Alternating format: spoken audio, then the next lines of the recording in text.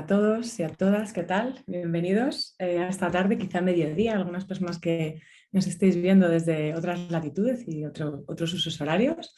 Gracias por acompañarnos en la presentación del MA, de Diseño de Producto Digital. Y bueno, para contaros así un poco brevemente, deciros, me presento, yo soy Yolanda, soy coordinadora de la escuela, estaré por ahí por el chat, ¿vale? Poniéndoos algo de información, contándoos cositas y sobre todo recogiendo aquellos comentarios que queráis hacer a las personas que van a participar, ¿vale? Y bueno, sin más, os paso a presentar a Luis. A mí siempre que estoy con Luis me hace mucha ilusión porque yo cambié de profesión ya un poco mayor, me dedicaba a otra cosa distinta y decidí, siempre lo cuento, Luis, tú estarás harto ya del cuento aquí del viajar. Pero bueno, nada, bueno, cambié de profesión, decidí cambiar de profesión y cogerme un año sabático y dedicarme al diseño, que siempre había sido algo que me había gustado desde muy pequeño. Y bueno, me formé y enseguida empecé a trabajar con una startup y bueno, luego he ido pasando por estudios y por empresas, ¿no? Y una de las primeras personas que me encontré fue Luis en Fior.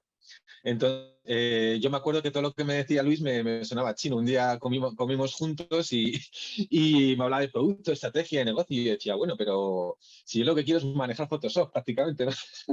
Y bueno, eso al principio no lo entendía y luego lo entendí, ¿no? A lo largo de muchos años. Y una de las cosas que me gustó mucho es eso, su discurso y su humildad, ¿no? A la vez también de relacionarse con gente pues, que era nueva en el mundo de la profesión del diseño y además en el contexto de Fior, donde también, bueno, pues había todo ego, ¿no? Era había un espíritu ahí de estudio, ¿no? De gente muy pro y es normal, ¿no? Porque era gente buenísima. Y yo decía, ¿dónde encajo yo aquí? Yo no encajo, ¿no? Pero bueno, él me escuchaba y me contaba sus historias. Así que bueno, Luis lleva en esto un montón de tiempo, desde los inicios de Internet, y ha participado, por ejemplo, en la fundación de The Cocktail, luego pasó por Fior, estuvo más de 6 años hasta que lo compró Accenture, después estuvo en Accenture Interactive, que no sé cómo se llamará ahora, pero era el nombre en ese momento, y luego está pues como consultor independiente, ayudando a startups a un poco a definir cuál es su orientación, ¿no? Y su propuesta de valor, y colabora con muchas escuelas como nosotros, con el Instituto de Empresa y demás. Así que bueno, esta es mi pequeña introducción a Luis y nada, espero que este rato en el que le escuchemos pues nos ayude a reflexionar a todos y luego pues tener debatir juntos y preguntarnos cosas. Y bueno, pues nada más, si nadie tiene nada más que añadir o que preguntar o que comentar, Luis, cuando quieras, pues somos todos tuyos. Pues muchas gracias. ¿Me oís? Sí, te oímos.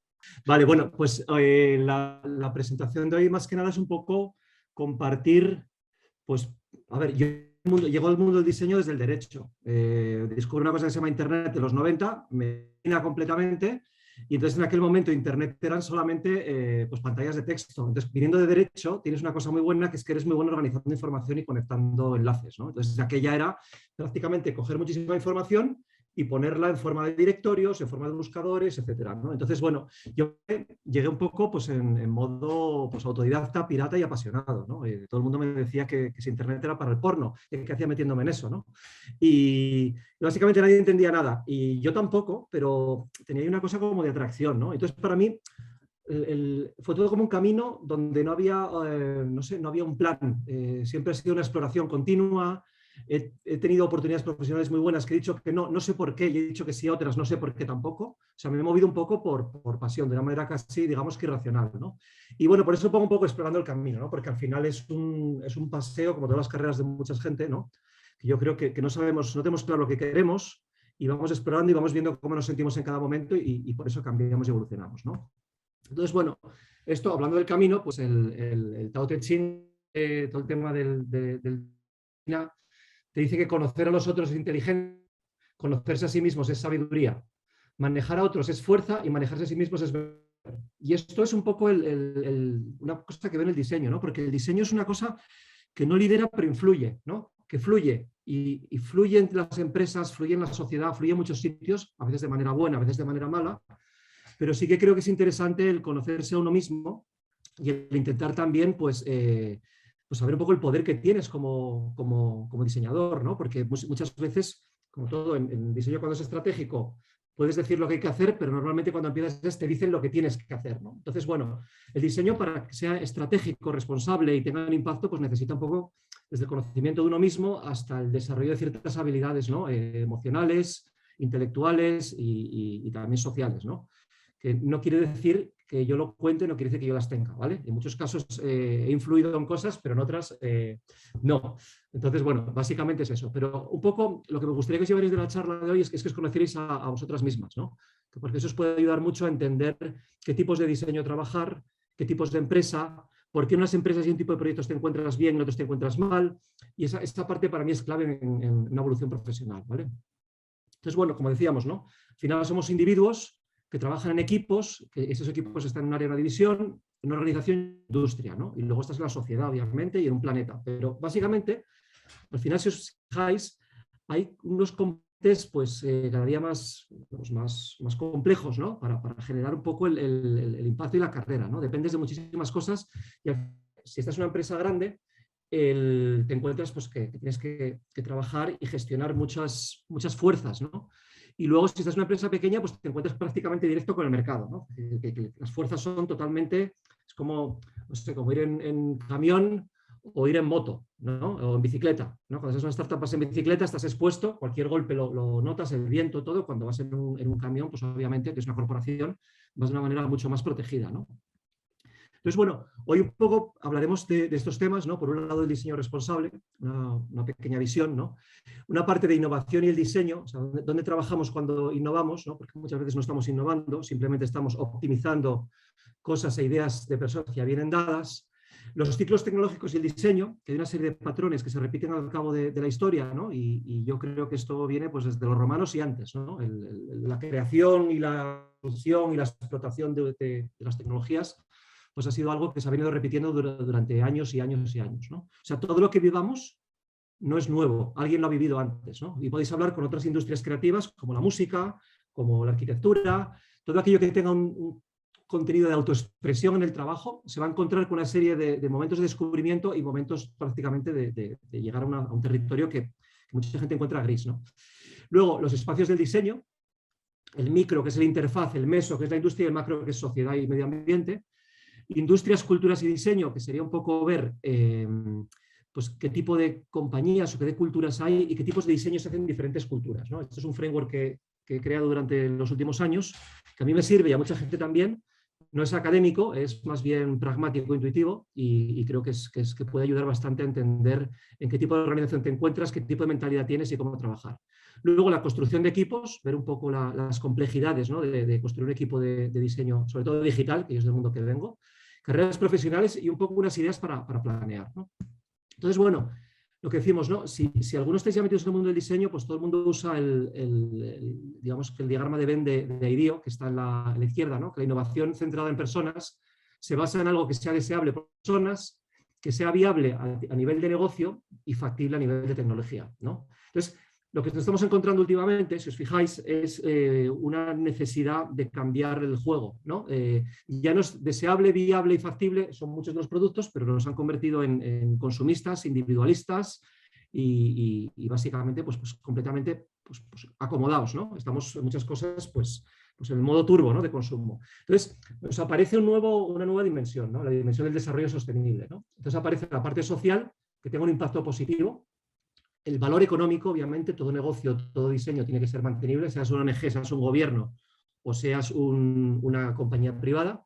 Y luego el medio ambiente, que se habla de sostenibilidad, pero yo creo que después del daño que hemos hecho, debemos apostar por algo más regenerativo, ¿no? El reparar los daños que se han venido haciendo pues, debido a una economía pues, que nos trajo un sitio muy bueno, mucho confort, pero ya en este momento, pues digamos que el modelo no da más de sí, ¿no? Y es parte que hay en todas partes. Entonces, el diseño, digamos, que tiene que tener en cuenta digamos, estos dos aspectos, ¿no? Y combinarlos de una manera que funcione, ¿no? Porque, por ejemplo, en tema de social, si os fijáis las botellas de agua, de plástico, socialmente tiene un impacto positivo. Quitan la sed y dan eso a agua a gente que no tendría de otra manera, ¿no? Económico, pues lo vemos, el valor está claro. Hay una industria entera, pero en cambio el medio ambiente no funciona, ¿no? Porque tenemos residuos, por mucho que se diga que se recicla, pues compañías de bebidas en temas de plástico pues no están ayudando al medio ambiente, ¿no? Por mucho que declaren ser sostenibles y que se recicla, etc. Entonces, bueno, llegando a esto nos estamos encontrando, estos son una colección que estoy haciendo lo llamo del mundo mejor, ¿no? Yo me acuerdo de mi época cuando empecé era .com, luego fue 2.0, luego fue digital, luego fue Interactive, luego inteligencia artificial y ahora es punto, un mundo mejor o un futuro mejor, ¿no? La idea para mí es que el diseño, muchas de las cosas yo creo que son declaraciones de buena voluntad, otras veces no, son simplemente una manera de decir, oye, tú sigue consumiendo, no te preocupes, pero la idea yo creo que el diseño sí que puede meter este aspecto crítico, ¿no? Para hacer todas estas promesas reales, ¿no? Ayudar a las compañías realmente a imaginar que hay otra manera de hacer negocios, ¿no? Y en esta parte todo el tema de la responsabilidad y de la conciencia que veíamos en esta parte, ¿no? Yo creo que es importante el introducirla en la dimensión digamos, del diseño. Entonces, hablamos un poco del diseño y vemos como que hay dos cosas, ¿no? Hablamos por un lado de las culturas degenerativas, ¿no? Que es el diseño de sistemas técnicos, que es todo eficiencia, procesos, escala, toda la economía de consumo que vemos, ¿no? Y que se está moviendo un poco desde lo convencional, que es el negocio que siempre se ha hecho, a lo verde, ¿no? Lo verde es pues, el ecodiseño, es te reduzco el CO2, hago compensaciones, pero realmente no nos estamos arreglando nada, ¿no? Lo que estamos haciendo es maquillar un poquito el daño, ¿no?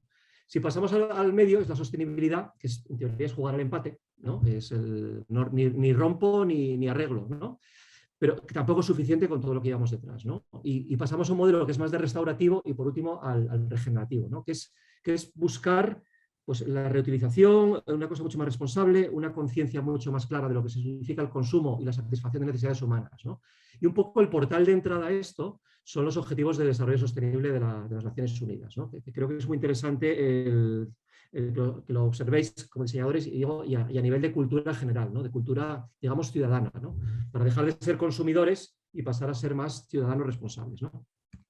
Entonces, bueno, uno de los problemas que yo personalmente he visto durante muchos años es que el modelo que se está aplicando en diseño digital es un modelo muy americano, ¿no? Es el growth hacking, es el marketing, es ventas, crecimiento, optimizar, la privacidad pues con cuidadito, ¿no? pero poca, ¿no? Y es un modelo pues, que se basa en eso, de crecimiento continuo y se basa sobre todo en el potenciar el confort material, ¿no? Y a costa muchas veces del confort espiritual o del confort emocional, ¿no? Entonces, esta cultura que se basa en el crecimiento, en la escala, ¿no? Continuamente, pues digamos que en este momento pues lo estamos viendo que si es sostenible tiene una serie de, digamos, de consecuencias.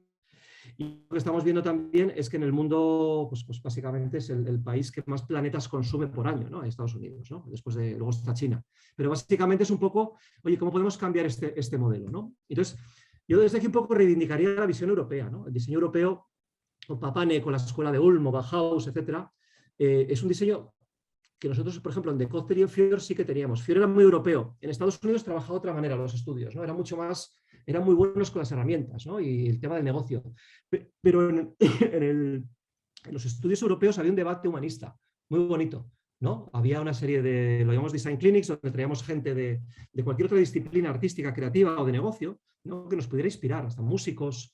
Estuvo Edgar de Blas, que está en Virtual Voyagers, en temas de realidad virtual, presentando cuando empezaba con su empresa. O sea, había una inquietud, ¿no? Y había unas ganas de aprender de otras cosas, ¿no? Y es una manera de mantenerte fresco e inquieto, porque al final la carrera, yo os decía que soy de Derecho, nunca se termina. Entonces siempre estás aprendiendo, siempre estás conectando, y el diseñador tiene que ser una especie de conector de personas y de ideas, ¿no? Para que mucha gente pueda trabajar. O sea, deberíamos ser como un hogar, ¿no? Que atrae gente de negocio, de tecnología, etcétera, y vamos a moldear un discurso, ¿no? De pasar de ideas caóticas y dispersas, pues pasarlo a visiones y de visiones a productos y servicios, ¿no? Entonces, bueno, lo que decíamos, ¿no?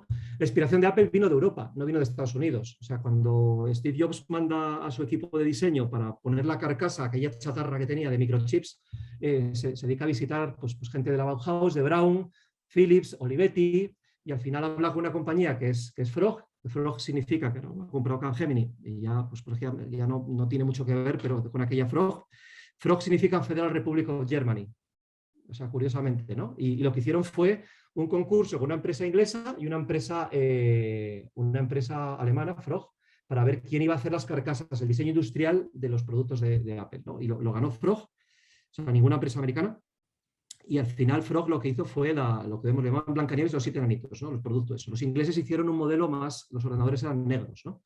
Entonces, bueno, este diseño humanista lo que intentaba hacer era que el diseño de producto cuadrara en los hogares, ¿no? Se basaba en la inspiración de los electrodomésticos caseros y básicamente era un diseño que se fundía, ¿no? Que no molestaba, que era agradable, que era usable, ¿no? Y atractivo.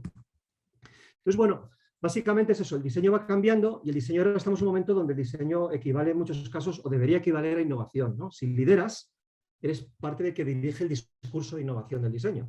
Entonces, es muy importante el conocer esa innovación, ¿no? Y una cosa interesante de innovación, porque a mí me ha pasado, ¿no? Yo siempre he sido un poquillo rebelde, a veces un poco, digamos, directamente toca narices, y en muchas empresas me llaman para tocar las narices directamente, ¿no? Lo que pasa es que cuando el cambio ya estaba hecho, pues más o menos tenías que buscarte otra cosa o cambiar o seguir, bueno, seguir construyendo otras cosas, ¿no? Y una cosa interesante, ¿no? Que la innovación es motivo de despido en muchos casos, ¿no?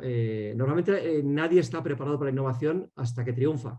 Al principio, cuando tienes una idea, todo el mundo dice que eres un loco, o te dice que estás fatal, o que vas a tener problemas, te sabotean o te apoyan, pero con la boca pequeña. Y solo cuando triunfas tienes el apoyo real, ¿no? Eres un crack, eres un monstruo y tal. Pero mucha gente que está innovando lo que hace son cosas que podrían ser motivo de despido, ¿no? Cuando montamos los equipos de UX o equipos de accesibilidad en su día en Capgemini o en Fior, o lo que sea, muchos de los proyectos que hicimos lo hicimos a espaldas de los jefes, ¿no? Porque si no, no había offering. Lo que quiere una corporación es vender lo que ya tiene, el producto maduro. Lo otro es, qué tontería, no hay negocio, ¿no? Entonces, todo lo que sea disrupción, todo lo que sea innovación, en muchos casos te encuentras a tu quo que se defiende y muchas veces incluso contra los procesos, ¿no? Contra la cultura establecida y contra las estructuras de poder de una organización, ¿no? Entonces eso, la conspiración es parte de la innovación, ¿no? En algunos casos, en otros no, otros está más institucionalizada, pero en mi caso siempre ha habido un punto pasional, ¿no? Entonces, cuando hablamos de innovación, normalmente hay 10 tipos, ¿no? Identificado por Dublin, hay un libro muy bonito que se llama 10 tipos de innovación, donde explica los 10 modelos, ¿no? Entonces tú tienes por un lado cómo te organizas como compañía, el modelo de beneficio de negocio, la red de proveedores, de partners con la que trabajas, la estructura organizativa o los procesos, ¿no? Cómo funciona la compañía. Siguiente es qué ofreces, que es el producto, ¿no? El sistema donde se encaja y luego las funcionalidades, ¿no? Y por último es cómo vendemos, ¿no? El servicio, qué servicio estamos dando a través del producto, qué canales utilizamos, la web, el móvil, etcétera, qué marca, o sea, con qué marca, qué estrategia de marca hacemos para innovar, ¿no? Para que nos reconozcan. Y luego también cómo interactuamos con el cliente, ¿no? Entonces, ahí tenemos muchísimos tipos de empresas que han hecho diferentes cosas, ¿no? Entonces, si miramos la parte de cómo nos organizamos y el modelo de negocios, lo llamamos business design, en muchos casos en Fior era uno de los equipos pioneros en este tema, una mezcla entre diseño, estrategia, service design, era una cosa muy híbrida, pero lo que hacíamos era traducir las necesidades de negocio en algo diseñable. Muchas veces el diseñador de UX o el diseñador de servicios no podía, ¿no? Al principio. Según van trabajando en más proyectos, van madurando y lo van consiguiendo, ¿no? Traducen los requerimientos de negocio en producto. Pero la idea del business design es, de alguna manera, incluir estar en la conversación donde se definen las cosas, ¿no? Esa parte es clave para mí, porque muchas veces te viene todo dado, ¿no? Entonces hay gente de consultores de estrategia o de management consulting o tecnólogos que definen un producto, tú no tienes nada que ver y de repente te llega un producto y tienes que diseñar esto, ¿no? Entonces la idea es que el diseño también, una vez que tienes proyectos y hablas en temas de organizativos, políticos, de negocio, pues empiezas a hablar también de qué es lo que hay que hacer, ¿no? Cuál es la estrategia de la compañía y sobre todo la gran, digamos, aspiración de los diseñadores, que es tener un sitio al lado de los mayores, ¿no? De los jefes, ¿no? Entonces ahí tenemos una oportunidad muy buena de influir, como decíamos, en todo el tema del negocio responsable, de innovación, de sostenibilidad, etcétera, ¿no? Entonces lo que ofrecemos es lo que entendemos por innovación dirigida por producto, el product design en digital, y luego toda la parte de cómo vendemos, innovación comercial. Es toda la parte, pues eso, de canales, de venta. En seguros, por ejemplo, el producto no innovamos porque el producto es una póliza, donde innovamos más o menos es los canales, ¿no? Es el mismo producto, nuevos puntos de contacto, nuevos canales, ¿no? En otros casos, el seguro está cambiando, se está digitalizando, el propio producto empieza a cambiar y el propio producto se convierte en canal, ¿no? Entonces, toda esta parte es importante, yo creo, entenderla, porque al final la experiencia de usuario muchas veces nos centramos en la parte de qué ofrecemos, ¿no? O en la parte de canales, ¿no? Pero que digamos que esto es todo un territorio entero para explorar, ¿no? Si hablamos de ciclos tecnológicos y diseño, esto es importante para mí porque hay un tema de patrones, ¿no? Que se repiten. Entonces, hay un tema del diseño, esto viene de John Maeda, es una adaptación, ¿no? El diseño, hay muchos diseños realmente, como hemos visto antes con la innovación, ¿no? Hay un diseño tradicional, que es el diseño de producto, de identidad, la publicidad, es lo que llamamos antes el mundo creativo, ¿no? Básicamente, que es Buscar el mercado de masas es un diseño que se basa mucho en lo material y en comunicar lo material, ¿no? Y aquí hablamos de esos segmentos de 1 millón. O sea, si no tienes 1 millón de clientes no es interesante, ¿no? Luego aparece el diseño estratégico, ¿no? El diseño estratégico es estrategia, son servicios, organización. Es cómo conseguimos que una organización pase de ser una máquina, ¿no? Que produce productos a escala de manera tradicional, ¿no? De una manera predecible, que pase a ser una organización que sea por un lado, digamos, como una máquina, pero por otro lado sea creativa. Entonces pasamos de diseño estratégico a generar visiones que no son simplemente mirar un Excel y ver qué hay, ¿no? Sino es una visión mucho más creativa, mucho más abierta y más centrada en personas. El diseño computacional es cuando entra la tecnología, ¿no? Y aquí pasamos del segmento de 1 millón a 1 millón de segmentos de 1. Es la personalización, son los nuevos entornos y básicamente es el tiempo real, es el one-to-one, es básicamente pues, estrategias de personalización masiva en tiempo real, ¿no? Y por último, el diseño como visión, ¿no? El diseño, pues estamos con todo el tema de diseño de futuros, con todo el tema de foresight, diseño especulativo, porque necesitamos imaginarnos cosas nuevas, ¿no? Cuando nos venden empresas de tecnología o determinadas personas su visión del futuro, hay que dar respuesta. O cuando vienen las películas o las series tipo Black Mirror, necesitamos ser más optimistas, ¿no? Y necesitamos crearnos visiones mucho más motivantes, ¿no? Entonces, la parte del diseño de futuros nos permite, o la especulación, nos permite, por un lado, visualizar escenarios buenos y escenarios deseables y escenarios malos, ¿no? Nos permite también decir, oye, ¿dónde va a vivir nuestro diseño, nuestros productos, nuestra compañía, ¿no? ¿Cómo va a estar el mundo en unos años para poder, digamos, sobrevivir, ¿no? Entonces, lo que os decía, ¿no? Esto es un poco desde la raya naranja es cuando empecé a trabajar, ¿no? Y básicamente, si os fijáis, en el 2006 tenéis en el medio justo a Twitter, ese es el logo. Yo he descubierto el año pasado que soy el tercer usuario más antiguo de Twitter, y era simplemente porque Twitter de aquella, en España, perdón, y porque Twitter de aquella era como un bar de frikis, ¿no? A poco se fue llenando, muchos se fueron, con lo cual yo quedé el tercero, pero básicamente lo uso poco, pero cuando empezó era tecnología pues muy chapucera, se colgaba cada poco, se caía, digamos, nadie lo usaba, ¿no? Y lo que hemos visto durante todo este tiempo es cómo, digamos, que las tecnologías han ido teniendo una serie de patrones muy similares, ¿no? Muy similares. Entonces lo vamos a ver aquí. Al principio es qué estupidez, ¿no? Cuando empecé a trabajar en Internet, qué tontería es eso, lo que decía antes, que es para el porno. Luego de repente se pone de moda y mola mucho, ¿no? Todo el mundo quiere un portal, todo el mundo quiere una web, y luego se vuelve aburrido. O sea, llega una crisis, las expectativas se hinchan, explota todo, y llega un momento que la gente dice, qué aburrido, ¿no? Qué estafa, ¿no? De repente llega la web 2.0 y todo lo mismo. Abres tu blog, abres tu cuenta de Twitter, tu cuenta de Facebook, y qué tontería, ¿no? De repente se pone de moda, tenemos al CEO bloguero, ¿no? Y luego de repente ya se vuelve algo normal. Pasa siguiente con otras tecnologías, pasa con la movilidad, pasa ahora con la inteligencia artificial y está pasando pues, con lo que llamamos la web 3, ¿no? Que básicamente lo que pasa es que la historia no se repite, pero a veces rima, ¿no? Entonces siempre vemos que hay como los mismos personajes interpretados por diferentes actores, ¿no? El friki que monta la startup, que luego le va bien y triunfa. Aquí tenemos a Mark Zuckerberg, tenemos a la gente de Yahoo, de muchas empresas, que luego tienen que dejar la compañía porque no están preparados para gestionar en muchos casos, ¿no? En el caso de Mark Zuckerberg no, pero en otros sí. Entonces, básicamente son como patrones que se van repitiendo. Y es importante saber cuando entras en un mercado, en un tema de tecnología, en qué momento del ciclo te encuentras. Porque si está en un momento de crecimiento tienes más oportunidades, si está en un momento de decadencia, las oportunidades son diferentes. Entonces hay que pensar si quedarte y explotar el ciclo que acaba o bien empezar el siguiente, ¿no? Y aquí yo creo que toda la formación que se da en Mr. Marcel viene un poco orientada a esto, ¿no? A saber dónde estamos también, ¿no? Para saber dónde podemos ir.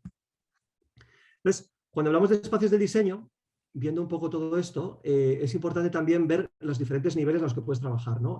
Cuando llevas muchos años trabajando y has hecho muchos productos, acabas haciendo servicios, acabas haciendo experiencias, acabas diseñando organizaciones y acabas diseñando estructuras, ¿no? Entonces, el diseño tiene dos partes, ¿no? Una parte que es muy concreta, que es lo visible, que es lo complicado, donde hay gestión, ¿no? Lo que se entrega es un producto, ¿no? Creas un producto tangible, ¿no? Entonces, básicamente se habla de metodología, se habla de trabajar en entregables, se habla de pantallas, se habla de sistemas de diseño, se habla de lo tangible. Y esto es lenguaje de diseñadores. Y aquí hay un tema muchas veces cuando el diseñador concreto al mundo abstracto de la estrategia, el diseñador se pierde porque no habla el mismo idioma de negocio. Entonces ahí tiene un problema muy gordo, ¿no? Al cliente muchas veces no le interesa ni la tipografía, layout, ni los sistemas de diseño, ni nada. Lo que le interesa es, ¿esto va a vender o se va a usar o no? ¿Es escalable o no? ¿Cuánto me va a costar mantenerlo? ¿Representa la imagen que quiero dar en el mercado? ¿Sí o no? ¿No? Entonces digamos que el modelo, según vas evolucionando, te conviertes en un generador de productos a un generador de cambios, ¿no? Y creas espacios mentales, o sea, visiones, ¿no? Pues desde la reputación de tu equipo, haces que la compañía, la organización o el gobierno, quien sea, visualice el futuro, les abres la puerta a una visión de clientes o usuarios que antes no tenían, porque lo ven todo a través de Focus Group, a través de Excel, están encerrados en sus oficinas, ¿no? Y muchas veces el contacto que tienen con la realidad es mínimo, ¿no? Entonces, todo este tema del diseño lo que hace es traer todo eso, generar visiones y ayudar a dar forma a la estrategia con un input que es mucho más rico que el típico PowerPoint de consultor, ¿no? Es lo que decíamos, ¿no? Al final tenemos como una serie de niveles, ¿no? Cuando empiezas con UX, empiezas con la interfaz, te haces una aplicación móvil, según tienes más productos, un canal web, un call center, o tienes, por ejemplo, un móvil o de redes sociales, empiezas a ver que tienes que gestionar un servicio, ¿no? Con un principio y un final. Cuando llevas gestionando un servicio, te das cuenta que muchas veces las organizaciones no tienen al cliente en el centro, no piensan en él. Entonces tienes que empezar a rediseñar la organización para que sea más innovadora, que esté más atenta a las necesidades cambiantes, que sepa interpretar mejor el cambio y que sepa también ser mejor con la tecnología. Hay un tema digamos, de generación de nuevas habilidades, ¿no? Más suaves, más creativas y un poco la activación del hemisferio derecho del cerebro, ¿no? Una organización luego vive en una industria, en un mercado, obviamente, entonces hay empresas que destacan muchísimo, hay otras que vienen desde fuera de la industria, como un Tesla o como un WhatsApp, que entran directamente en el mundo de la telco y en el mundo de la automoción, diciendo, yo es que no soy de esto, pero se cargan la industria, ¿no? De alguna manera la ponen en evidencia, ¿no? Entonces, industria y mercado también tenemos que ver cómo funciona. Luego están las infraestructuras, luego están las regulaciones y políticas, por ejemplo, Uber, que fue una aplicación móvil que da un servicio, que se organiza de una manera virtual, que tiene una industria de mercado a la que ataca, que es el taxi, de repente tiene un tema de regulaciones y políticas porque los taxistas se rebelan, ¿no? Y se empieza a hablar del impacto social con todo el tema de los nuevos modelos digamos, de contratos, ¿no? Todo el tema de los freelance, de la seguridad social, del derecho a las pensiones, vacaciones, etc. Y pasa lo mismo pues, con un Globo, con un Deliveroo y con todo el tema de los riders, por ejemplo, ¿no? Entonces, fijaros que de un producto y una necesidad, de una pantallita, de una aplicación móvil, se plantea un debate a nivel social y luego, obviamente, a nivel medioambiental. O sea, hoy, por ejemplo, en el país una noticia sobre el impacto real mental digamos, del delivery de casa, ¿no? Del delivery de comida. Y habla de mala dieta y además temas de polución, ¿no? Entonces, si os fijáis, empezamos por una pantallita, pero si vais subiendo, una serie de impactos positivos y negativos. Muchos son muy positivos, obviamente, que es más confort, pero otros son impactos que muchas veces no son queridos, pero se dan, ¿no? Entonces, yo creo que es muy interesante el poder pues plantearse una vez que se trabaja, cuando vais haciendo proyectos, pues toda esta parte, ¿no? Al principio, mi recomendación es que os centréis en el día a día, en el producto y en aquello que controláis, ¿no? Porque si no, esto os puede desbordar, ¿no? Entonces, hablando un poco de esto, hemos visto todo el tema del diseño responsable, cómo se innova, tratando de darle ese toque responsable, cómo la tecnología se va repitiendo de alguna manera, va habiendo una serie de patrones, y cómo el diseño, además, según va creciendo y va madurando, todas estas startups que empezaron como una aplicación móvil, de repente vemos que tiene otros impactos, que hay que gestionarlas de otra manera, ¿no? Que escalan. Entonces, entramos en un apartado que sería las industrias, las culturas y el diseño, ¿no? Que es un poco el modelo de empresas, ¿no? Entonces, yo aquí tengo un modelo que se basa sobre todo en dos modelos principales. Por un lado está el que veis a la izquierda, que son las empresas más tradicionales. Tenemos por un lado la empresa más sólida, tipo una telco, aseguradora, etcétera, que están reguladas, que funcionan con mucha estructura, muchos empleados, son muy pesadas, muy lentas, pero muy seguras, ¿no? Y que están buscando en este momento pues, una transformación digital y aligerarse un poquito e innovar. Luego tenemos la siguiente, las raíces de la experiencia, ¿no? Son compañías de tipo lineal, ¿no? Lo que hacen es optimizar la experiencia que se monta sobre el negocio de los de la izquierda, ¿no? Ahí tenemos un IKEA que tiene una parte de operaciones muy fuerte, pero sí que están continuamente renovando y reinventando la experiencia de cliente, ¿no? Están con nuevas maneras de relacionarse, con nuevas experiencias dentro de las tiendas, etcétera, ¿no? Luego tenemos, al otro lado ya cruzando, son compañías y organizaciones que funcionan más de una manera más volátil, ¿no? Más tipo red. Yo lo llamo la generación de la nube, ¿no? Y tenemos pues, todas las nuevas empresas jóvenes, las startups, ¿no? Que están pues, creando sus pequeñas startups, sus pequeñas compañías, ¿no? Son en la nube y son virtuales, se basan pues, eso, en servicios digitales y son muy ligeritas, con estructuras muy pequeñas, pero les falta operación, les falta escala, ¿no? Necesitan escalar. Necesitan volverse hacia donde están pues, la gente del CAPEX y los otros, ¿no? Convertirse de un juguetito, que es lo que le pasa a muchas startups. Nosotros en Fior, cuando empezamos a trabajar con PayPal hace muchos años, luego fuimos aquí a BVA y nos decían que PayPal era una empresa de juguetes. ¿no? El momento que PayPal montó las operaciones, se puso un player muy serio y se empezó a contratar gente de PayPal para muchas empresas, ¿no? Y luego, por último, en la derecha del todo tenemos a los manitas, ¿no? A los geeks y a los hackers, ¿no? Básicamente, pues son los amigos geeks que están haciendo algo con la Web3, con el cripto, con etcétera, que están probando con el metaverso, que son gente, como decíamos, los que están haciendo una estupidez, ¿no? Que son... Tengo un amigo que está chalado, que está montando una tontería, ¿no? Pues Mark Zuckerberg empezó así, la gente de Twitter empezó así, muchas de las compañías que vemos hoy, de las que todos hablamos, empezaron en este lado, ¿no? Es un geek o un hacker que crea una solución para un problema que tiene, ¿no? Y de repente, pues eso empieza a coger tracción, se convierte en la parte nube, se convierte en una experiencia y además luego hay que montar toda la operación. Y ahí tenéis, por ejemplo, Tesla, que empezó con una cosa muy sencillita, pues resulta que ahora está montando gigafactorías por todo el mundo, con lo cual es uno de los maestros del CAPEX, ¿no? Por muy innovador que le veamos también, ¿no? Entonces, lo que decíamos, ¿no? Al final vemos que hay como dos patas de una compañía, ¿no? Que además la tiene que compaginar, ¿no? Por un lado está la estabilidad, con resultados y crecimiento, que son las compañías maduras, y por otro lado está la visión de futuro, ¿no? Si hablamos a nivel financiero, por ejemplo, en negocios, una compañía madura lo que busca es dar dividendos, ¿no? Cuando inviertes en un fondo de inversión buscas seguridad, saber que vas a ganar y que vas a crecer durante unos años, ¿no? Entonces, si trabajáis en este tipo de compañías, los proyectos no van a ser arriesgados, va a ser mucho de optimización, va a ser mucho de construcción de sistemas de diseño, de estandarización, de optimización de canales, cosas así, ¿no? Innovar, generalmente este tipo de compañías innova poquito, ¿vale? Luego está la visión de futuro, que las startups son todo futuro, no son resultados. Y lo que les pasa a las startups es que necesitan también irse al otro lado, ¿no? Necesitan convertirse en una realidad, ¿no? Entonces, lo que es que por un lado vienen las fuerzas del pasado, el mito fundacional de una compañía, su historia, las ortodoxias de la industria, o sea, que es lo que tenemos de atrás, ¿no? Que no tiene por qué ser ni bueno ni malo. O sea, tener una tradición es bueno, por ejemplo, que te da estabilidad.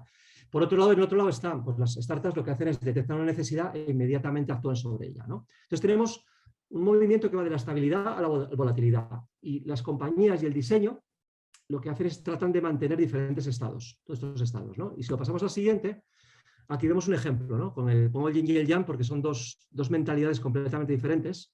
Por un lado está el mundo de la red, del emprendimiento, de la irreverencia, ¿no? y de la, digamos que pues muy individualista, muy star, que era Steve Jobs en Apple, ¿no? Monta los productos, los lanza, es rebelde, y aparece otro señor, Cook, que era su director de operaciones, que es todo lo contrario a él, pero la compañía sigue innovando. Lo que ha hecho es montar la operación, ¿no? Para que Apple pueda innovar a escala. Entonces, Steve Jobs no era bueno en operaciones, se apoyó en Tim Cook, y Tim Cook lo que hizo fue pues, coger y crear una estructura que permite, por un lado, también entregar resultados, ¿no? Entonces, supongo que el futuro de Apple, que te está invirtiendo muchísimo en tecnologías y en diseño y en experiencias muy, muy avanzadas, pues supongo que el futuro será un CEO que sea pues, más general y este es menos administrador, ¿no?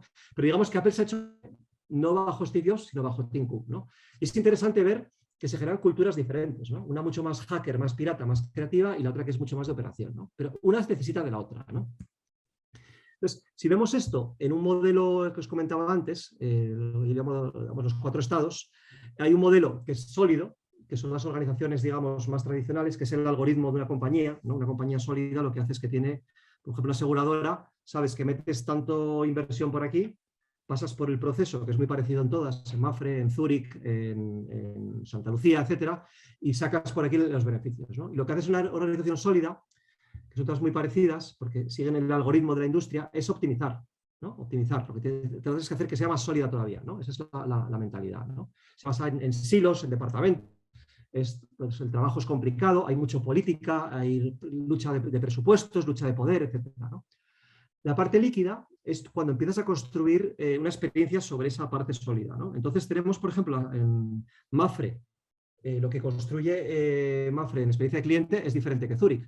Si miramos dentro, el producto es muy parecido, los precios son parecidos, la cultura es una cultura muy de seguro, pero la experiencia empieza a diferenciarse, ¿no?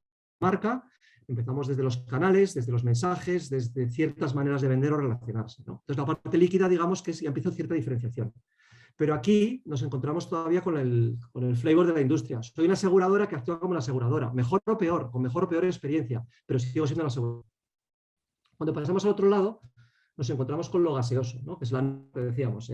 PayPal cuando llega como si fuera desde una nube, se conecta a los bancos y empieza a absorber el dinero, ¿no? Uber hace lo mismo con los taxis, ¿no? Se llega desde la nube con una aplicación, empieza a captar conductores y empieza básicamente sin ninguna infraestructura a sacar el dinero o el valor de una infraestructura que estaba funcionando, que era sólida, ¿no? Que eran los taxistas, ¿no? Lo mismo pasa con Netflix, ¿no? Con las teles, ¿no? De repente Netflix llega, Netflix ahora en España tiene su operación, pero al principio algo gaseoso, ¿no? Abre y de repente todas las televisiones asustadas porque llegaba Netflix, ¿no? Entonces, lo gaseoso, que es lo emergente, lo que tiene es un componente de innovación y experimentación muy grande, ¿no?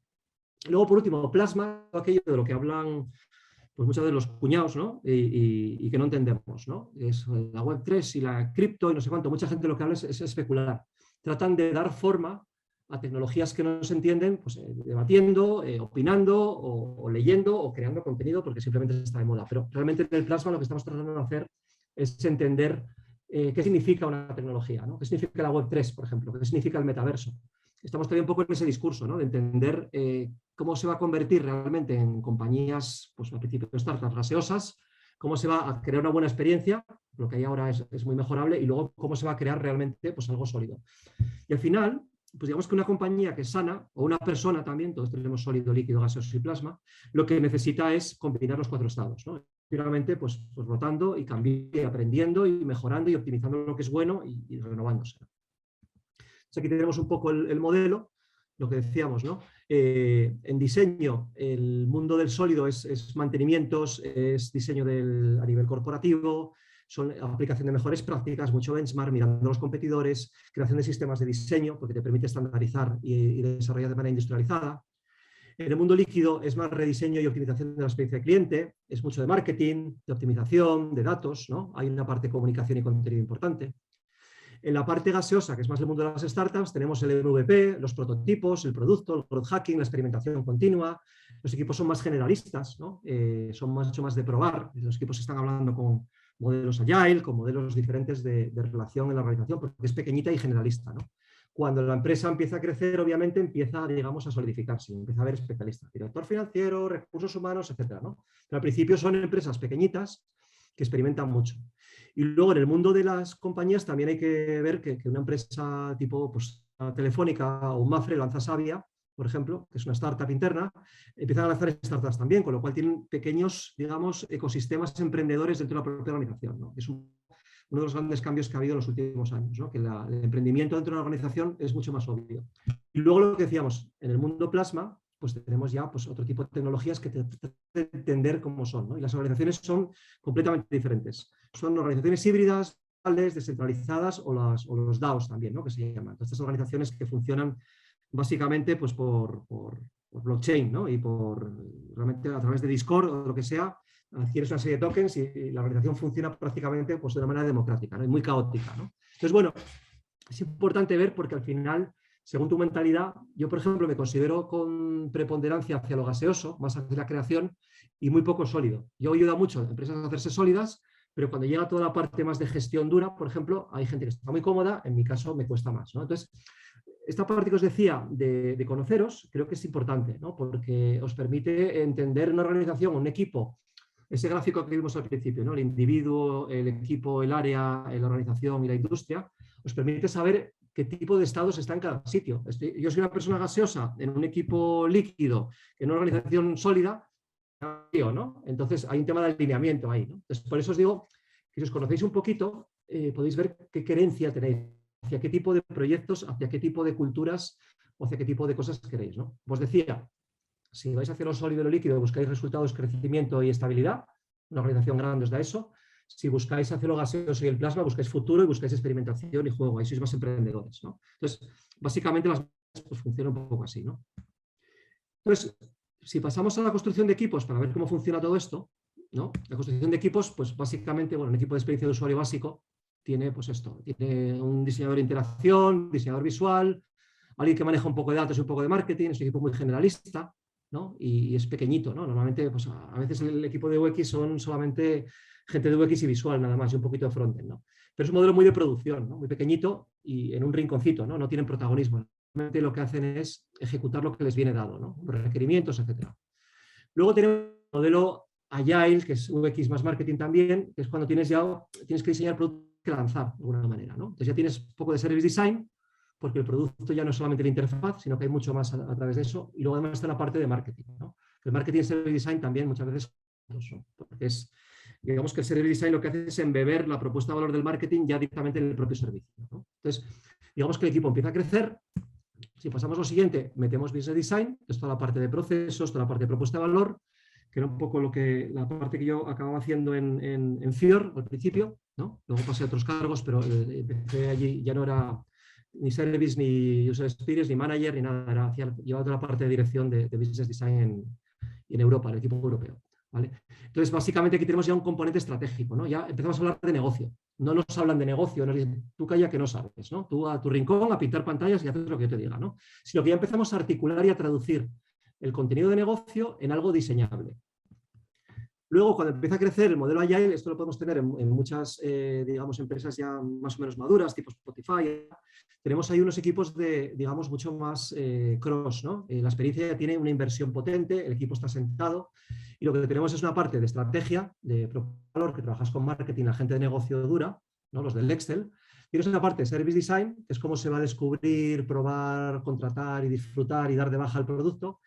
Una user experience, que es el diseño de touchpoints y de canales. Marketing, que es cómo se va a vender, y tecnología, que es cómo se va a correr. Todos trabajan de alguna manera juntos, ¿no? Y compartiendo. Entonces tenemos una parte que es la estrategia, que es la visión, y otra parte que es ejecución y la operación, ¿no? Entonces digamos que el modelo empieza a ser como muy barato, ¿no? Antes te quedabas más en diseñar, lo pasabas y no volvías a ver el producto en el modelo de UX tradicional, se lo pasabas al equipo de tecnología y no volvías a saber nada hasta que estaba diseñado, ¿no?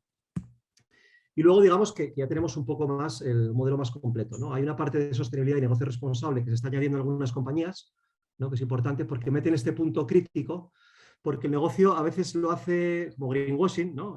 Voy a tapar que no soy sostenible, voy a hacer, que digo que quito los vasos de plástico en la oficina y pongo tazas de loza, ¿no? Y bolsas de tela, pero eso no es sostenible, ¿no? Pero lo que necesitamos es educar también, ¿no? Y educar por un lado en la organización y educar también al consumidor, ¿no? Entonces aquí ya empezamos a tener diferentes cosas, ¿no? Y una cosa que aparece mucho es en los espacios, ¿no? Los espacios físicos, ¿no? Arquitectura, porque ya empieza a haber espacios híbridos y empieza a haber una conexión entre lo digital y los espacios físicos, las tiendas, las oficinas, etcétera, ¿no? Y luego, por supuesto, está el metaverso, ¿no? Un equipo de diseño dedicado o no. Entonces, esta parte es un poco a definir.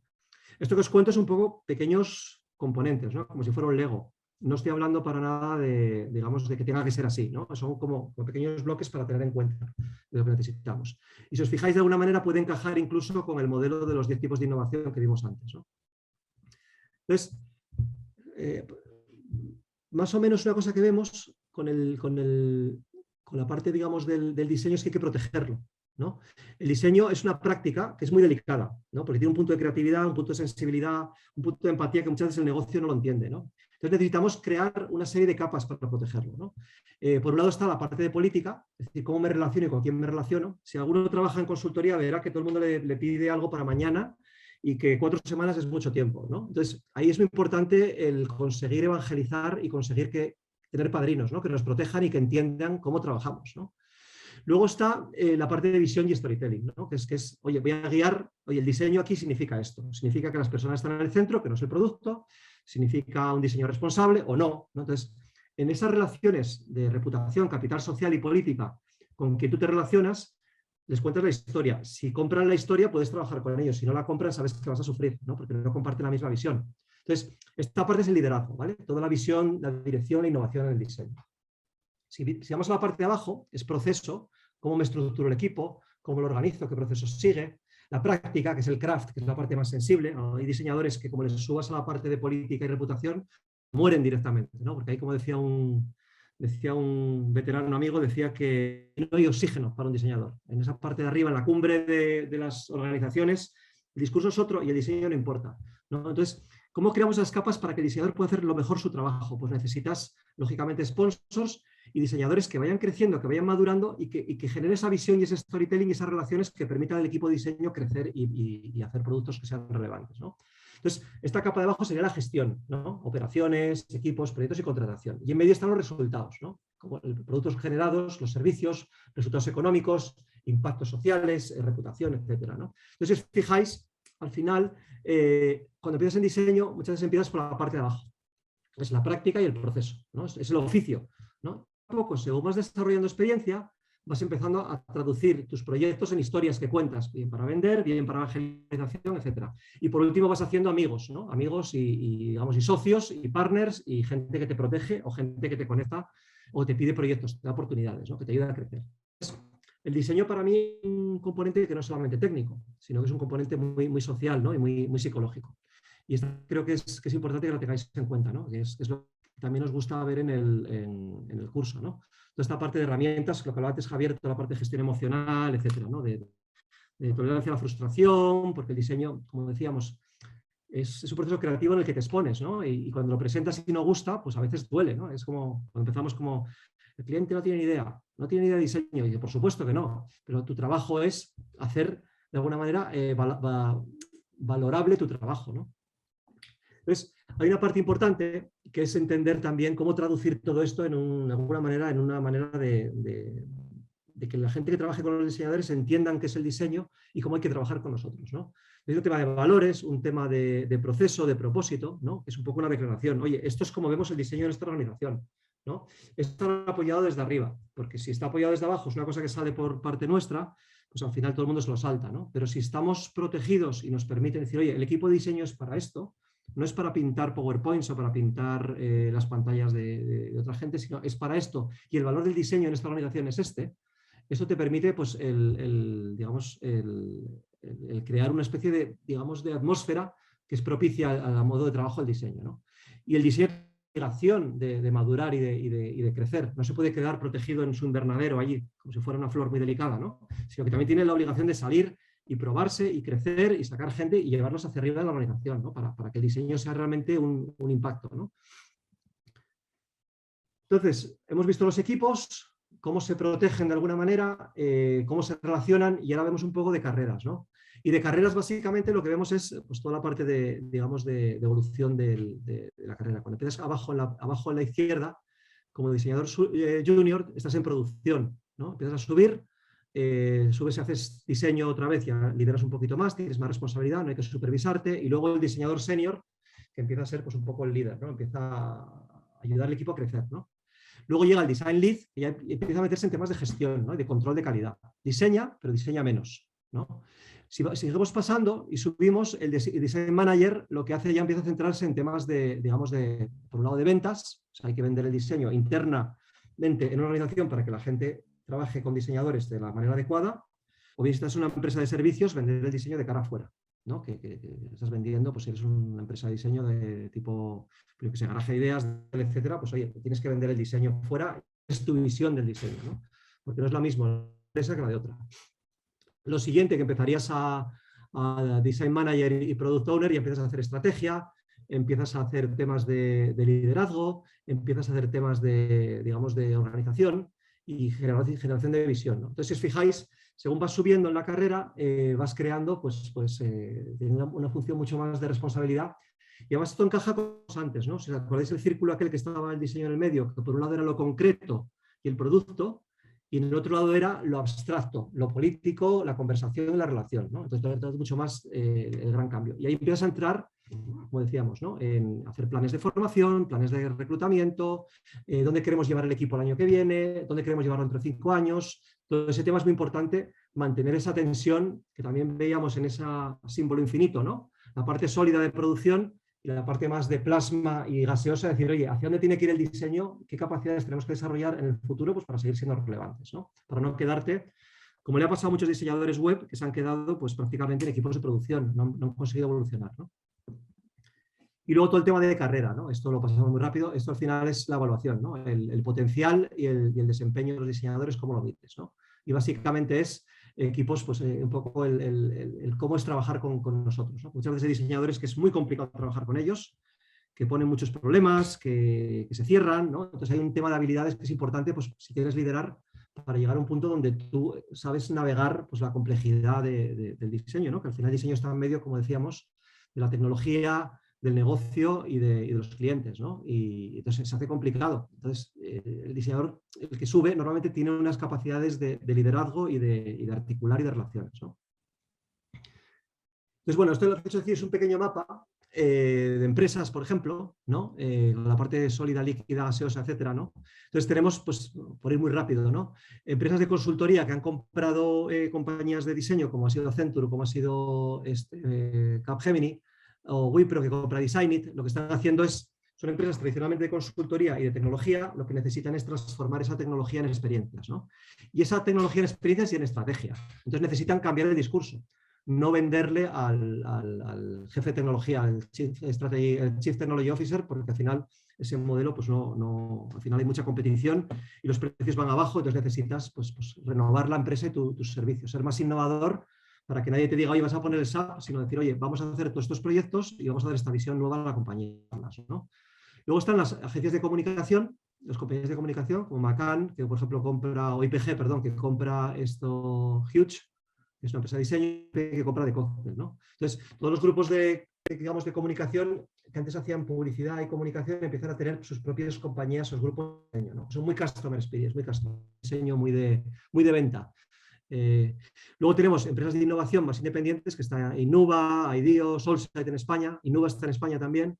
Luego lo que llaman MVPs, que son las empresas consultoras premium, como McKinsey y Boston, que poco a poco van desarrollando todo esto. Luego diseñados en España, independientes, pues Hanzo, tenemos Prodigioso Volcán, Estudio Banana, Garaje de Ideas. Luego tenemos las grandes, digamos, las Big Four, las auditoras, que también están empezando a desarrollar eso, pero es un diseño muy pesado, muy de PowerPoint, muy operacional, muy sólido, ¿no? Ernst & Young se está metiendo mucho también en temas de consultoría. Les cuesta innovar, ¿no? Porque la cultura que tienen es muy fuerte, es muy de sacrificio, de muchas horas, y les cuesta crear un discurso fresco, ¿no? Para el cliente tradicional les viene muy bien porque van a hacer algo que es muy sólido y muy operable, ¿no? Pero son demasiado sólidas, ¿no? Luego tenemos compañías como Repsol, BBVA o Santander que están creando sus propios equipos de diseño, que compran diseño, saben de qué es el diseño, o Telefónica en su momento, y básicamente lo que tienen es eso, tienen cierta, porque son exdiseñadores que lo llevan, ¿no? Joaquín Márquez, Marga Barrera, o Cristina González y Ana Álvarez Sierra en Repsol, pues básicamente son personas que están llevando pues, equipos que son muchos excompañeros míos realmente, ¿no? Y se han puesto responsables de diseño en grandes organizaciones, con lo cual trabajan con muchas de las compañías de diseño que ya conocemos, ¿no? Luego están las plataformas que, como os decía, Netflix, Spotify, Amazon, etcétera, son empresas que hacen de todo, están continuamente renovando, optimizando, optimizando, y tienen todos los 4 estados. Luego tenemos startups, lógicamente, que era todo más gaseoso, como decíamos antes, que es más de probar, innovar y probar, intentar montar la compañía, es como decían, ¿no? Construir un avión mientras vuela, ¿no? Luego está el modelo de freelance y luego están empresas de ingeniería, más de tecnología, que tiene una pata digamos, de diseño también interesante, ¿no? Y a mí una que me gusta mucho se llama Singular, ¿no? Que es una empresa de tecnología que está muy bien y que tiene muy buena tecnología y que tiene un equipo de diseño que es muy interesante, ¿no? Entonces, bueno, digamos que al final, en el mundo del diseño, digamos que puedes estar en diferentes tipos de organización y diferentes tipos de estado, ¿no? Entonces, esto es importante también pues, para navegar, ¿no? Para cuando caigas en un sitio, más o menos detectar por dónde pueden venir los tiros, ¿no? Y por último, para planear un poquito, la idea sobre todo es entender una cosa, que yo siempre le digo a muchos compañeros y compañeras sí, tú hablas mucho de experiencia, pero la experiencia de trabajar contigo es un dolor, ¿no? Hablamos muchas veces del diseño victimista, ¿no? Nos pasaba a todos, ¿no? Como no nos entendíamos, nos íbamos a la esquina a quejarnos. El cliente no nos entiende, que no tiene ni idea, y estamos siempre, pues eso, que mis compañeros, que los de negocio, que los de estrategia, que no sé qué, nadie nos entendía, ¿no? Y me acuerdo en los primeros UX España, que fue una de las conferencias que se hacían en su momento de UX, pues había prácticamente, yo creo que había sesiones de terapia, ¿no? Había un momento también una lista que se llama Cadius, que se montó en su día con los primeros profesionales, y una parte era de terapia, ¿no? De búsqueda de identidad. ¿Quiénes somos como diseñadores? ¿Qué es el diseño? ¿No? Tuvimos una etapa de definición de identidad. Todavía la seguimos teniendo muchos, ¿no? Pero básicamente hay que entender cuál es la experiencia de trabajar contigo, ¿no? Muchas empresas de diseño, el equipo de diseño es muy difícil trabajar con él, porque opinan de todo, saben de todo, pero realmente no saben de nada, ¿no? Otros, en cambio, son más humildes, otros son muy serviciales, otros muchas veces el cliente se queja de que el equipo de diseño dice que sí a todo, en otros casos busca más reto. Entonces, es interesante saber, oye, ¿qué se espera en tu entorno? ¿Qué se espera de tu manera de trabajar, ¿no? Como os decía, si eres innovador y quieres generar cambio, pues necesitas ser un poco más retador, ¿no? No conformarte. En empresas más que aversas al riesgo, a los diseñadores no les dejan plantear ideas nuevas. Entonces, es importante, ¿no? Si se espera de mí que sea más retador, que sea más gaseoso, en una empresa sólida, pues oye, tener esas herramientas y saber diseñar esa experiencia pues, para poder trabajar, ¿no? Entonces, cuando hablamos del plan, esto se basa un poquito en los estados que veíamos antes, ¿no? En la parte primera, la parte sólida es conocerte quién eres, dónde estás y a dónde vas, ¿no? Quién eres, tu perfil psicológico es importante conocerlo, ¿no? Es saber cuándo estás en crecimiento, es decir, cuando me encuentro a gusto en una zona donde puedo brillar o una zona que estoy sobreviviendo. Pues estoy asustado, estoy estresado porque no llevo bien el entorno que tengo, ¿no? Entonces me desbordo y acabo pues de alguna manera petando, ¿no? Y acabo pues agresivo, acabo estresado y acabo siendo, pues porque es el miedo, ¿no? Investigar la industria y las empresas, o sea, de lo que sabes que te vale y de lo que necesitas desarrollar. Investigar en las redes, solicitar entrevistas, ¿no? Tomar cafés, ¿no? Preparar un perfil y una candidatura. Oye, este soy yo hoy. Te haces una foto hoy y vas viendo cómo lo puedes mejorar. Luego buscar comunidades de diseño y participar, ¿no? Que hay mucha gente muy generosa que comparte y habla, ¿no? Luego los primeros pasos de experiencia, ¿no? Formación a corto plazo que necesitas, becas y trabajo voluntario, publicar contenidos también, eso ha venido muy bien a mucha gente. Yo desde el año que tuve un blog, luego se cerró, pero no necesité el currículum más, ¿no? Luego encontrar un trabajo, tu plan de búsqueda, objetivos y plazos, una búsqueda enfocada por tipos de empresa, lo que os decía, este mapa de estados y el conocerte a ti mismo te permite saber qué tipo de empresa preferirías. Aunque yo no descartaría muchas porque el hecho de estar en diferentes tipos de empresa y equipos de diseño te da versatilidad luego, ¿vale? Yo he estado mucho en consultoría y en banca, en áreas de sistema, y eso me ha permitido pues, luego el entender qué supone una empresa cuando madura, ¿no? Me ha dado versatilidad, eso es importante, ¿no?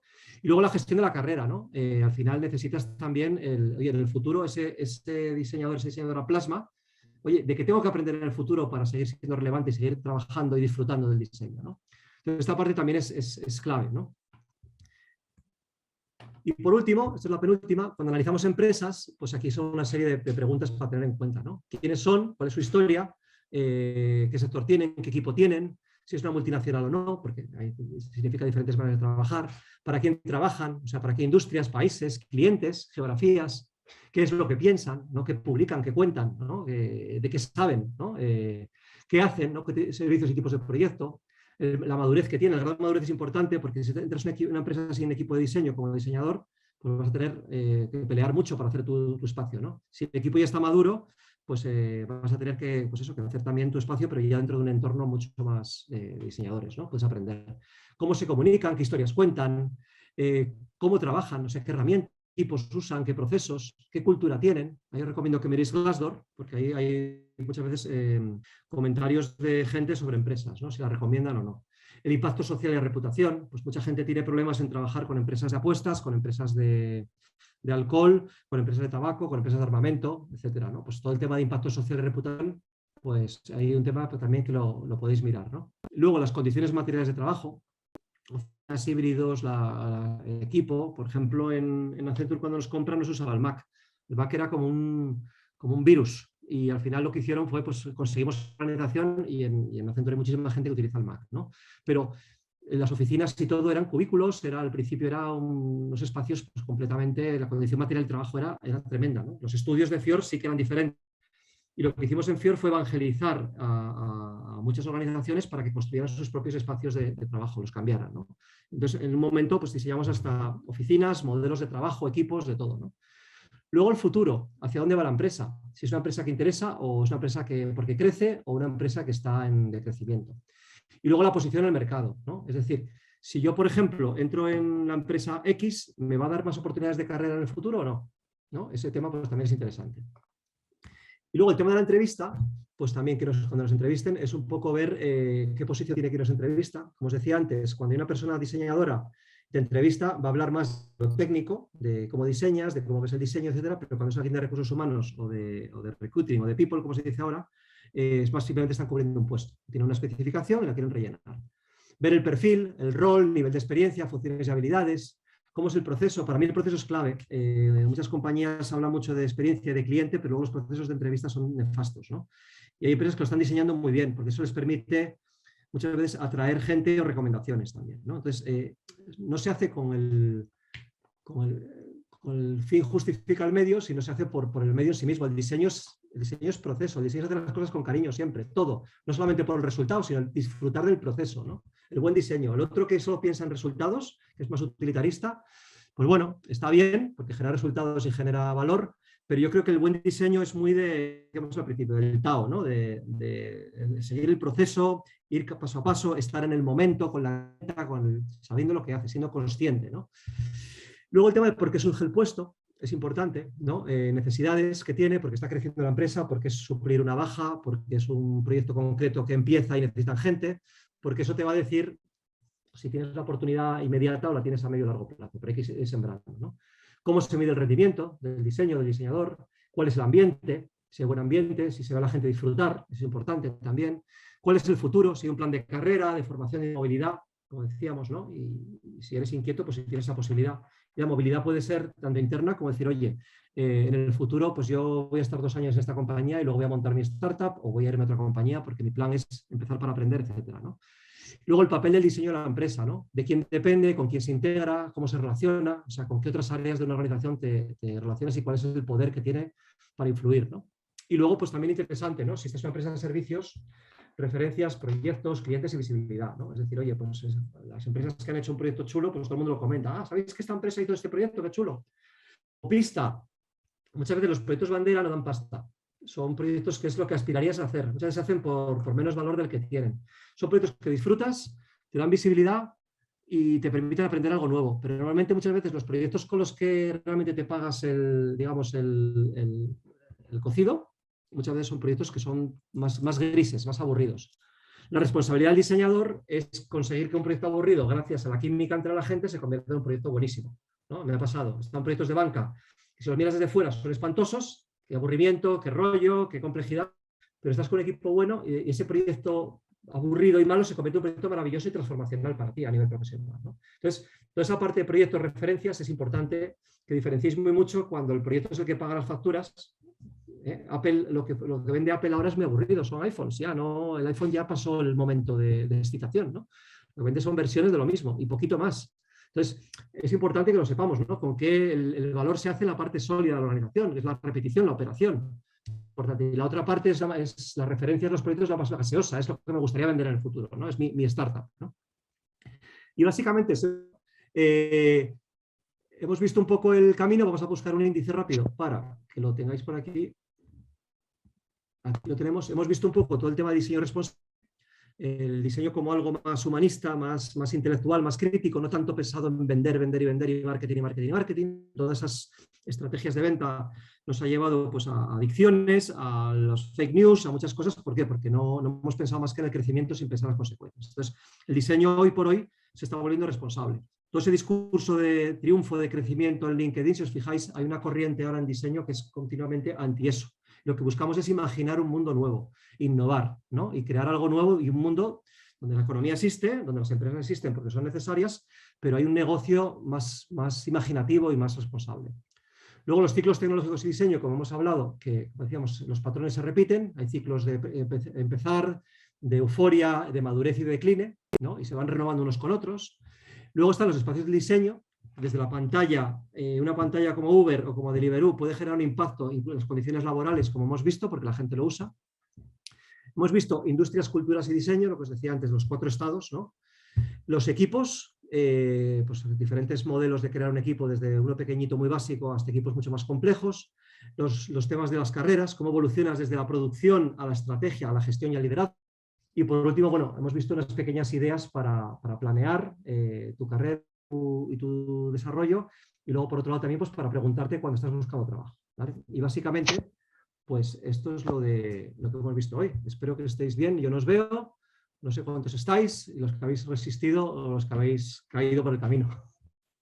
Entonces, gracias y dejo de compartir y estoy con vosotras. Muchas gracias, hemos resistido y con mucho gusto y atención. Bueno, nada, quería darte las gracias por compartir tu mundo, porque al final entiendo que esta masterclass hay unos cuantos años detrás para poder hacerla, y por tu generosidad por compartirla. Nada, pues nada, muchas gracias Luis y vosotros. Gracias a todos los que estáis escuchando también. A mí me encanta, no sé, esta perspectiva de ver nuestra disciplina desde distintas dimensiones, ¿no? Que todas son complementarias, no son excluyentes. Me encanta el tema de conocerse a uno mismo, es fundamental. Y la charla, o sea, la cita esta que has puesto de Lao Tse, ¿no? De el poder y sabiduría, no me acuerdo ahora mismo, pero es así. Y realmente en mi cabeza me vinculaba mucho eso con el tema este del victimismo, nuestra profesión que comentabas, ¿verdad? Porque yo creo que hay mucho victimismo, mucho de ellos son los malos y nosotros somos los buenos, mucho realismo, y realmente eso normalmente lo que esconde es ignorancia, básicamente, porque realmente incluso ignorancia, y creo que va en contra de nuestra profesión, ¿verdad? Nuestra profesión, una de las cosas más fundamentales es trabajar conscientemente la empatía, ¿verdad? Hoy hablábamos en una sobremesa sobre este tema, ahora que se habla mucho de la inclusión. Se habla de la inclusión, claro, pero siempre se habla desde el punto de vista de incluir al diferente, ¿no? Incluir al rarito o tal. Pero no se habla de incluir a los que no nos gustan. A los que no nos gustan, no, a eso no los queremos incluir. Entonces, cuando uno es inclusivo y es empático, tiene que serlo con todo el mundo, ¿no? Incluso con nuestros enemigos. Entonces, bueno, vinculado con esto y también con la parte que hablabas, ¿no? El crecimiento del profesional desde la parte más tangible, más evidente, que son las pantallas, hasta influenciar, etcétera. Pues ahí creo que es importante también, como comentabas tú, ser un poco rebelde. Y realmente creo que es un error estar esperando a que la gente nos pida que hagamos las cosas o nos diga que influenciemos a un nivel u otro. Creo mucho, justo hoy hemos tenido una sesión de trabajo sobre eso también, en que tenemos que ser autoatribuirnos, ¿verdad? Nuestros roles, nuestras áreas de accountability, ¿no? De responsabilidad, y ir con eso por delante. Y una de esas cosas que hay que hacer es eso, definir, una de las cosas que hay que hacer para poder hacer eso con legitimidad, es entender bien qué hace uno en su profesión, cuál es mi rol, qué hago yo, dónde se enmarca mi disciplina, dónde veo, todas estas cosas que has comentado, ¿no? De conocer mismo, y a partir de ahí ir desarrollando hacia donde uno quiere ir. Y no hay cosas buenas o malas. Realmente yo veo diseñadores que les cuesta mucho subir de hacer pantallas a pasar a la parte más estratégica o a la parte más de influencia. ¿Por qué? Porque también estar tú solo con tu Figma te da mucha seguridad, ¿verdad? Estás ahí tú solo. Sí, bueno, luego tienes que presentar y tienes que exponerte y tienes que defender la racional que tienes en el diseño y demás. Es un ambiente en el que te sientes cómodo, lo controlas y tal. En el momento que tienes que empezar a defender ciertas cosas, tienes que salir un poco de ti mismo y ser capaz de razonar a un nivel mucho más profundo. Porque, claro, yo escucho mucho a los diseñadores de esto no es respectful with the user, ¿no? No es respetuoso con el usuario. Ah, bueno, ¿y cómo lo sabes? ¿Cómo sabes? ¿Es porque tú piensas que es así? ¿En qué te basas? ¿Cuáles son los indicadores y las variables que vas a identificar y que vas a medir para saber si es así o no es así?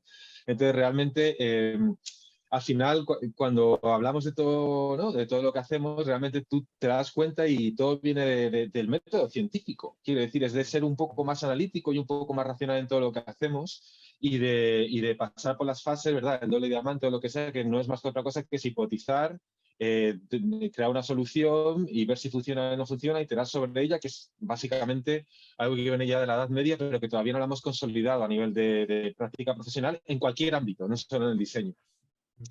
Y bueno, por no daros mucho la chapa, también yo estoy construyendo sobre lo tuyo, Luis, tú interrúmpeme.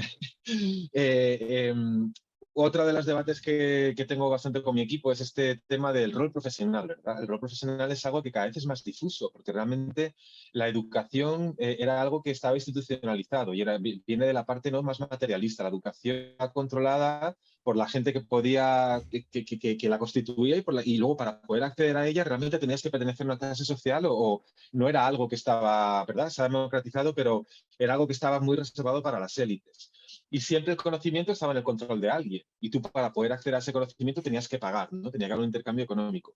Sin embargo, ahora el conocimiento es gratuito, está ahí fuera. Si luego podemos debatir sobre cuál es de calidad y cuál no es de calidad. Pero si uno se empeña en aprender algo, lo va a lograr. Y entonces yo creo que tenemos que ir mucho más a un escenario en el cual hablemos de skills, de capacidades, que muchas veces tienen que estar ligadas con nuestras cualidades. Entonces, para poder hacer eso, realmente, lo que tú comentabas, tienes que conocerte mucho a ti mismo y decir, vale, de estos esquís, ¿cuáles me hacen feliz? Porque igual es que hay algunos que es que no me hacen feliz directamente, con lo cual no los voy a disfrutar, no soy bueno, con lo cual hacia dónde me tengo que mover, ¿verdad? La analogía que tú comentabas, hacia la parte más gaseosa o hacia la parte más sólida o tal. Entonces son cosas sobre las que hay que reflexionar y sobre las que hay que bueno, y muchas veces esta historia de conocerse a uno mismo pasa por ir quitándose las máscaras progresivamente, ¿no? Tú piensas que eres de una manera y de repente te das cuenta de que no eres así, ¿no? O de que hay un ligero twist, algo que te hace pensar, ah, bueno, yo pensaba que era así, pero me estoy dando cuenta que realmente soy de esta manera que yo criticaba o qué tal. Entonces, bueno, es un poco renovarse y cambiar la piel, ¿no? Como las culebras. No sé si la culebra es una analogía muy romántica o muy positiva, pero bueno, ahí están los reptiles que nos llevan años de diferencia. Y bueno, nada más. Antes, Héctor, hay una parte muy interesante que es la parte del síndrome del impostor también, que es muy típico también. Cuando te metes en determinados territorios ya y en teoría te das cuenta que no sabes o crees que no sabes, sabes más de lo que sabes y cómo los resuelves, ¿no? Y es uno de los problemas que ha tenido mucha gente en diseño, ¿no? El superar el síndrome del impostor para pasar a gestionar y para pasar a llevar equipos, ¿no? Si yo no sé de tecnología, yo no sé de negocio. Esa parte creo que es muy interesante. Y luego lo de conocerse a ti mismo, para mí hay un tema de, lo que decía, la versatilidad para mí es fundamental, el poder estar en diferentes organizaciones y culturas. Porque yo, por ejemplo, en determinadas zonas soy caótico, pero ahora estoy colaborando con una startup donde el fundador es bastante caótico y resulta que yo me doy cuenta de que soy estructurado. Entonces, no sé si es el ser un tocanarices máximo, es decir, lo contrario que mi jefe, o simplemente es que yo balanceo y piensas en el sistémico. Para que una organización funcione, siempre hay unos balances. Alguien encarga una cosa y va tapando huecos porque si no la organización... Entonces, que a lo mejor yo tengo ese más adaptativo, en cierta manera, ¿no? Con el cual yo me adapto a lo que falta en el equipo, ¿no? Entonces, cuando veo que esta persona pues, tiene muchas ideas, mucha visión, pero le cuesta ejecutar y resulta que vuelve a estructurar y decir, hay que industrializar, que es una palabra que si la dice Luis que estaba en Fior, pues vamos, le digo, pero ¿qué te has tomado? ¿No? Entonces, eso te digo, el tema de conocerse uno mismo, pues depende también de las personas que tengas enfrente, ¿no? Si eres la misma persona o la máscara vas adaptándola para poder interactuar, ¿no? Y yo creo que es muy importante. El resto son herramientas que te permiten lucirte, ¿no? Pero para mí la parte de la persona es fundamental. Parafraseándote algo que has dicho en la charla, sería aprender a cambiar entre los 4 estados, ¿no? Sólido, Sí. líquido, gaseoso y plasma, estar ahí Es que los trabajando. tenemos todos. Claro, la Yolanda por defecto hace una serie de cosas automáticas, ¿no? Esta soy yo, tus hábitos, tus asunciones, tu visión del mundo. La Yolanda líquida es la que se relaciona con el mundo y como esta mi manera de ser, cómo lo cuento, cómo lo relaciono. La gaseosa es lo que estás aprendiendo cosas nuevas, que son las cosas que estás probando, que ya estás practicando, y la plasma es decir, a mí en el futuro me gustaría trabajar o me gustaría hacer esto, me gustaría tener esta vida, ¿no? Entonces al final, una persona, sí, al final todo el rollo del mindfulness es que te centres en el ahora, pero también el hecho de pensar que estamos fluyendo continuamente, ¿no? Que lo sólido mío de hoy no tiene que ver con lo sólido que fue hace 10 años, por ejemplo, ¿no? Porque lo he ido mejorando. Hay gente que sí que la ves, que es igual de sólida ahora que hace 10 años que hace 20. ¿No? Ha sido completamente y como todo legítimo, ¿vale? Pero cada uno tiene que saber que yo no puedo estar en un estado solo, por ejemplo. Así que lo dicho, muchas gracias y también a Héctor por la recogida que has hecho.